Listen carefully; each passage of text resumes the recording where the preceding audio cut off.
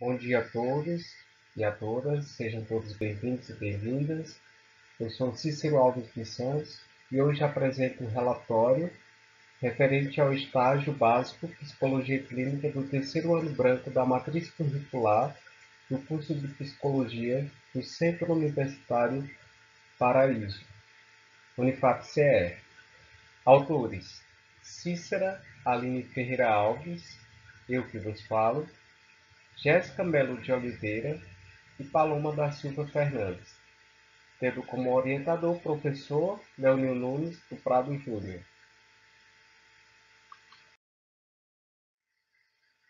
Dando início à nossa introdução, ressaltamos que a disciplina tem como finalidade instigar os alunos a participarem de entrevista com profissionais da área para entender sua atuação dentro da psicologia clínica e o diálogo existente frente à prática do psicólogo. É importante entender suas questões éticas, articulando conhecimento, competências, habilidades e atitudes de intervenção, registro, descrição e análise e reflexão crítica. Bom, assim sendo, a construção do presente relatório ele se deu a partir das orientações das perguntas elaboradas a cada semana pela equipe e supervisionadas pelo professor responsável pela disciplina. As perguntas elas foram direcionadas à prática interventiva e questões éticas e da rotina do profissional, que possam contribuir com a própria formação e o quanto precisamos avançar e nos preparar para os semestres sequenciais, principalmente no que se refere aos estágios finais que envolvem a intervenção dos estagiários, diferentemente do presente estágio que possibilita uma base de ações somente a partir dos profissionais envolvidos. Caracterização do local de estágio. A entrevista com produto construído no estágio básico em clínica foi realizada no consultório particular de um psicólogo, psicóloga clínica, sendo uma clínica que tem como foco o atendimento psicológico particular, fundamentado na abordagem psicanalítica, para uma clientela que abrange o público de todas as idades. O profissional, a profissional entrevistada, atua prestando serviço de consulta psicológica, psicoterapia individual, orientação vocacional e avaliação psicológica. Atividades realizadas. A entrevista. Quanto ao processo da entrevista, os contatos dos psicólogos clínicos eles nos foram compartilhados pelo professor da disciplina, que de antemão buscou saber sobre a disponibilidade de cada um para a realização da entrevista, ressaltando que os mesmos foram recomendados pelo Conselho Regional de Psicologia no intuito de validar as respostas e não ter vieses. Porém, a nossa equipe ela veio a encontrar dificuldades nesses contatos fornecidos, onde viemos a informar o professor sobre o fato e o mesmo ele nos autorizou a buscar um novo contato. Contudo, que não fosse alguém que os discentes conhecessem.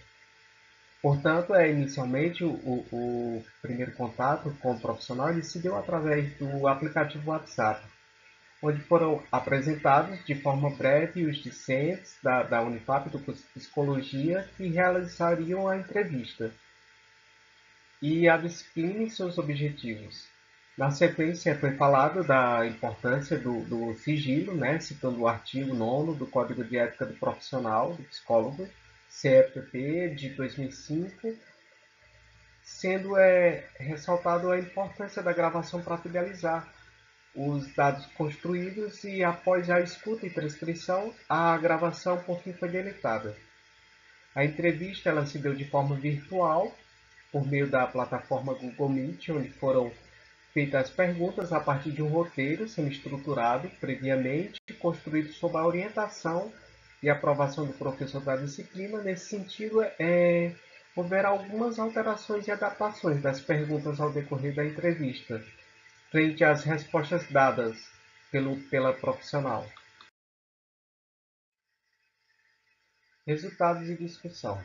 Inicialmente, foi pedido ao profissional participante que nos relatasse sua rotina na clínica, onde o mesmo ela nos traz que deve estar preparado desde o começo para atender o paciente. Isso tem relação com a forma como o mesmo chega ao seu consultório enfatizando a importância do compromisso com o horário da sessão. Organização e revisão do material, que para o mesmo é um aspecto muito importante de ser feito antes do início da sessão. E tendo também um intervalo de meia hora para cada paciente, o qual chamou de tempo de respiro. Costa e Rezende, 2019, na página 77, ele nos traz que apesar de o psicóloga clínica, ter uma atuação na maioria das vezes de forma autônoma e com flexibilidade de horários, é imprescindível que seja estabelecida uma rotina de trabalho com carga horária que se adeque ao profissional. Quanto ao atendimento do profissional entrevistado, eles se fundamentam na abordagem psicanalítica.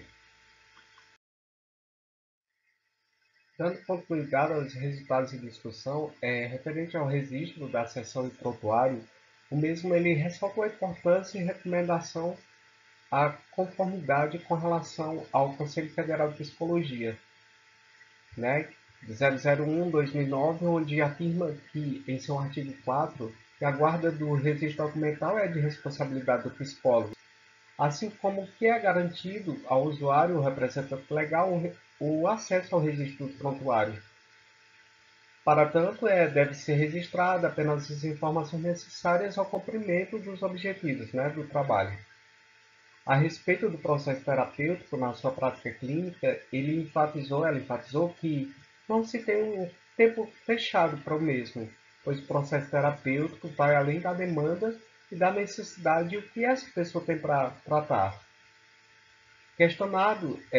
Questionada sobre a indicação de análise para profissionais que também são psicólogos, psicólogas, e para estudantes da área, assim colocou que para os psicólogos é imprescindível, pois, ao seu ver, um bom terapeuta está sempre em análise também, desmistificando a imagem do profissional, né, de psicologia como um super-herói das emoções, ou um ser controlado e estabilizado.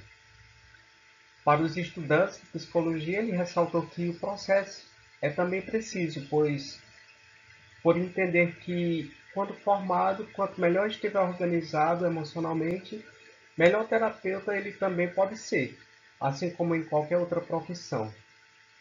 Frente a fazer as demandas que lhe chegam, ela nos relatou que pode ser das mais simples às mais complexas. O entrevistado, a entrevistada, ela nos contou que para alguns casos faz-se uma avaliação e tem que ficar 3 meses por uma coisa bem específica e resolve, e já para outros é preciso um manejo mais cuidadoso e demorado, como em um caso onde ela nos relatou que atendeu um transtorno obsessivo compulsivo, casos delicados um tanto difíceis, e atendeu um caso que foi bem delicado, que a pessoa perdeu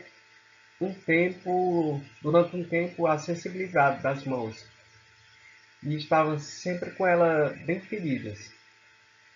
Por fim, ao ser perguntado sobre o que teria a dizer para estudantes que almejam a área clínica, ele sugeriu-nos como leitura válida o livro Cartas a um Jovem Terapeuta, Cottardo Caligares, né, para quem quer vir a ser terapeuta. E ela acrescentou que tenhamos calma, pois a maioria de nós fica muito desesperado para saber o que dizer para o paciente.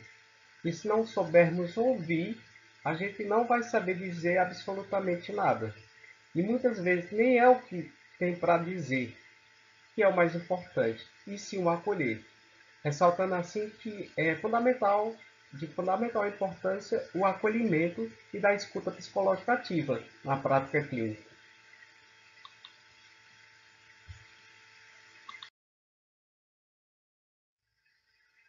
Considerações finais.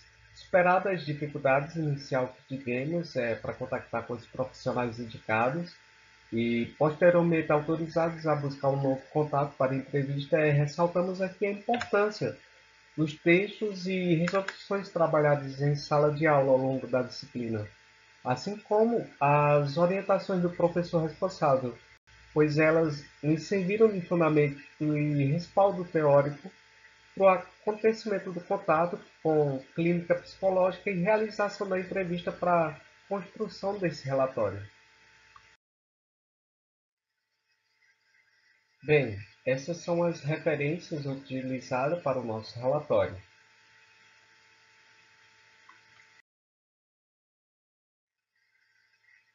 Obrigado a todos. Esses são os nossos contatos para dúvidas.